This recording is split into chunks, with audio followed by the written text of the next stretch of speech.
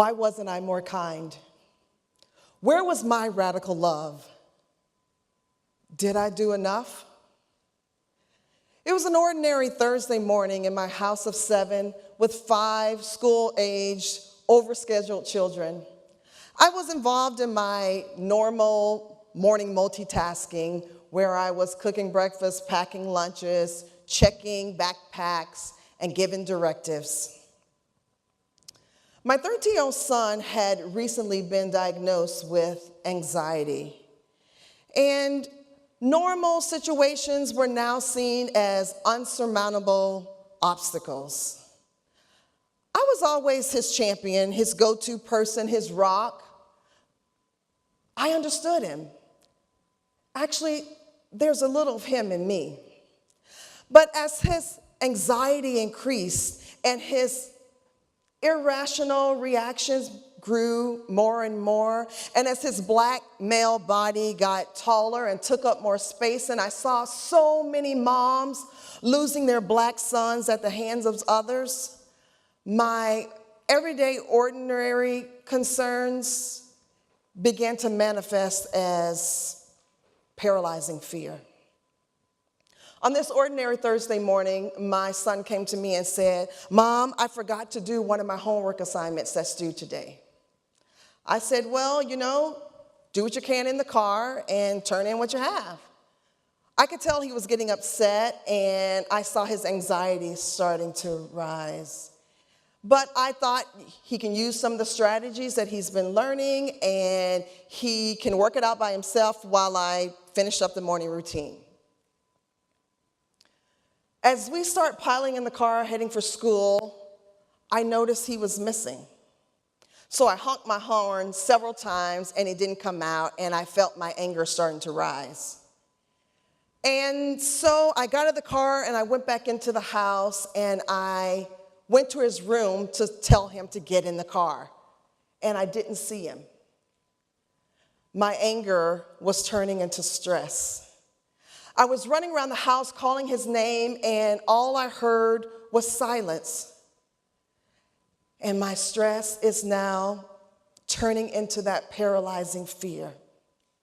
And that inner mean girl, she started waking up. "You're a terrible mom," she said to me. "You knew he was struggling. You knew he was struggling. Why didn't you plug in?"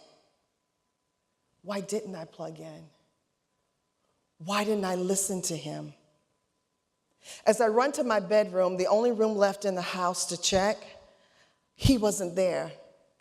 And so I fell down on my knees, tears streaming down my face, and I said, "Why wasn't I more kind? Where was my radical love? Did I do enough?" Home should be a safe place, a place where every child is heard and valued and unconditionally loved. In 2017 and 2018, Huffington Post, Time Magazine, and Psychology Today, they took a poll and they asked parents, "What are your greatest fears for your children?"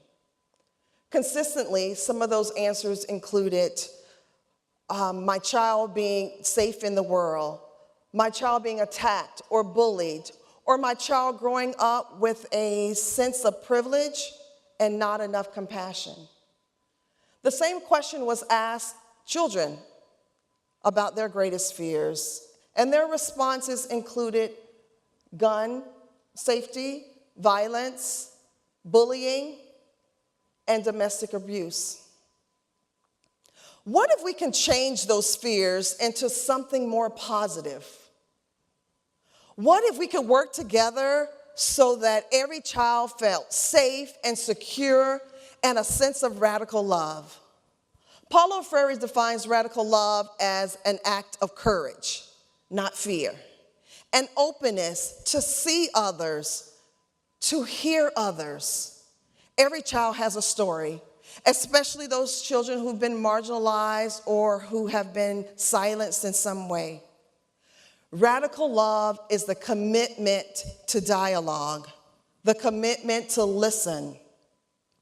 What if, as former President Barack Obama said, we are the ones we're waiting for? We are the change that we seek. On that ordinary Thursday morning on the floor in my bedroom, I was parenting from my fears.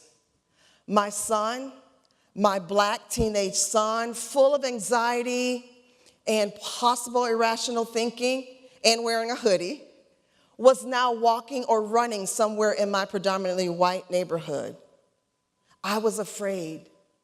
I was living in paralyzing fear, and I needed some way to change that fear.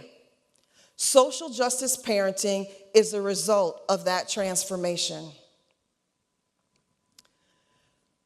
I want you to think about if you are interested in social justice parenting, all you have to do is remember one word, and that word is rocks. No, it doesn't make sense right now, but follow along. Imagine, if you will, a stream or a flow of water in a river. And in that stream represents fear, your fears and your children's fears. Now, if we take that river and we put rocks of radical love in the middle of that river, it can transform fear. Radical love has rippling and expansive ways of transforming fear. Radical love rocks. Reflection, open dialogue, compassion, kindness, and social engagement. Let's start with the rocks. Reflection. I'm going to begin by asking you to reflect on your own experiences, your own childhood memories, ways that you are privileged, ways that you may feel marginalized, and think about the impact that this has on your life and the life of your children if you're a parent. Self-reflection is essential in social justice parenting. I often reflect on my own childhood memories and their impact on my parenting. For example, one thing that I remember, my dad, he came of age during the Jim Crow era, and he would say to me, "Don't trust white people. Don't trust white people." I mean, you saw my family picture. You think I listened to that, right? Hey, babe. But for me as a young child growing up in an all-white neighborhood, my family was the only black family in my neighborhood at that time, and this brought a lot of angst to me as a young child. But it wasn't until I was a young adult that I recognized the context in which his perceptions and his fears were shaped. You, as a parent, need to think about your privileges and how we convey those to our children. In my house, we openly, intentionally unpack power and privilege and how it's situated in the world and where my children fit into that. I once had a coaching client who said to me, "I just want to keep my kids in a bubble. I just want to protect them from anything bad that's going on out there. Why can't I keep their innocence as long as I can?"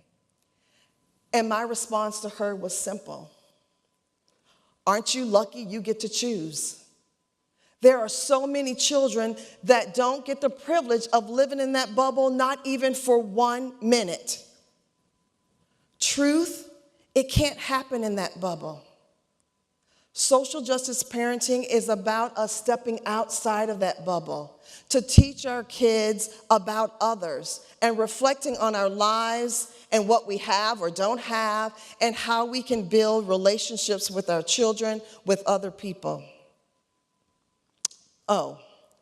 O is for open dialogue. Sometimes we have to have those hard conversations with ourselves and with our children. Black feminist scholar Bell Hooks says, openness and honesty are the foundation for insightful dialogue. Now, I'm not telling you you're always going to know the right thing to say to your children. Some of these topics are hard topics, and I'm not telling you you're always going to say the right thing. But your children need to see that. They need to see that you don't always have the answers. They need to see you open and honest and vulnerable and full of emotions and constructive ways of dealing with those emotions. Open dialogue is also about listening to our children's voices and affirming those voices.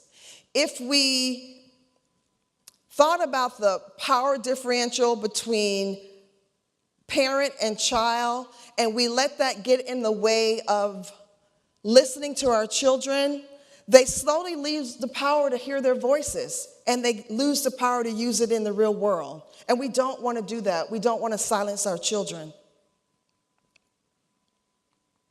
C is for compassion. Having compassion for yourself, having compassion for others, and modeling compassion to our children is essential. Sometimes my family, we will pay for the person behind us in line, and my kids get so excited every time we do it. They think they are changing. They're changing the lives of the people that they are paying for. It's a very small gesture. Having compassion for others is something easy to do, but it has to be modeled.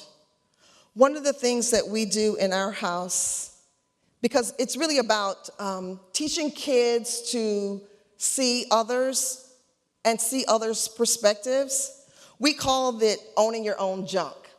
And so what that means is when my children come to me and they like to tattletale about what their sibling did or what their dad did or somebody at school, my first response is, wait a minute, own your own junk first.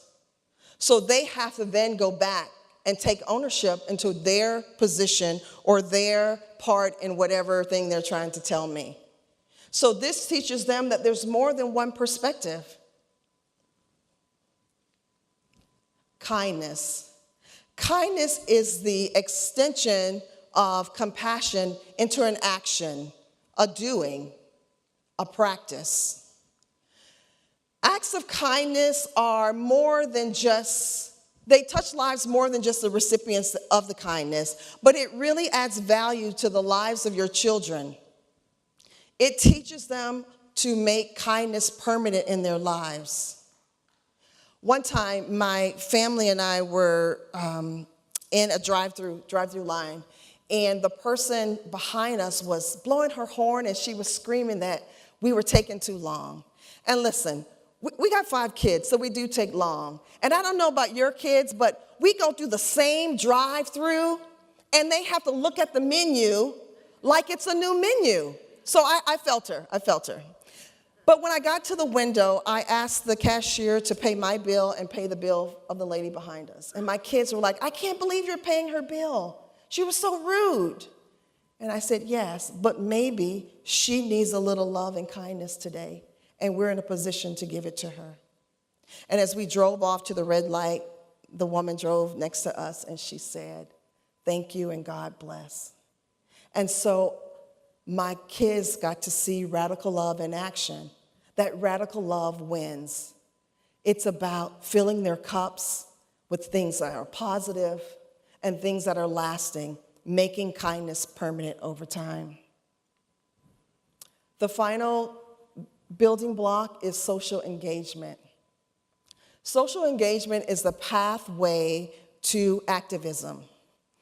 If we look back in time, we will see that there's so many groups of children that made lasting, permanent changes in our society in spite of fear or walking through fear. For example, in the 1960s civil rights movement, you have the Children's Crusade. They were the ones that were marching, they were being jailed, they were sitting in, they were making a difference for equality. More recently, let's think about the students at Stoneman Douglas High School here in Parkland, Florida. They stepped out of their fear into their activist greatness. I was so awed by their courage and their leadership. If we are to raise children who are going to be leaders and changing the world, it all starts with radical love. That Thursday in my house, on the floor in my bedroom, I thought I had failed my son. But 30 minutes later, I saw him. He was walking right outside our neighborhood. I was so happy to see him. And I pulled my car over and rolled the window down, and he said, "Hey, Mom, I'm sorry. I was so worried about this homework and the impact that it was going to have on my grade. I got so upset, and I needed some space to walk it off. I had my phone on me the whole time. I'm okay, but I'm sorry." And at that moment, I realized that the social justice parenting that my husband and I have used over the years had really set in. He was reflecting on his own behavior and the impact that it had on others. He was engaged in open dialogue with me, talking to me about his fears, and he was compassionate and kind. Kind to me by telling me he was sorry, and kind to himself by allowing himself to kind of let out a little steam. I hope tonight that something that I said resonates with you tonight, that we can take fear, that river of fear, and we can transform it. We can transform it to radical love. So my thoughts for you tonight, when you leave here, if you can ask yourself similar questions to the questions that I asked myself that ordinary Thursday morning on the floor in my bedroom, how can you be more kind? How can you model radical love? Are you doing enough? I hope the answers to your questions guide you in your parenting and in your life. Thank you.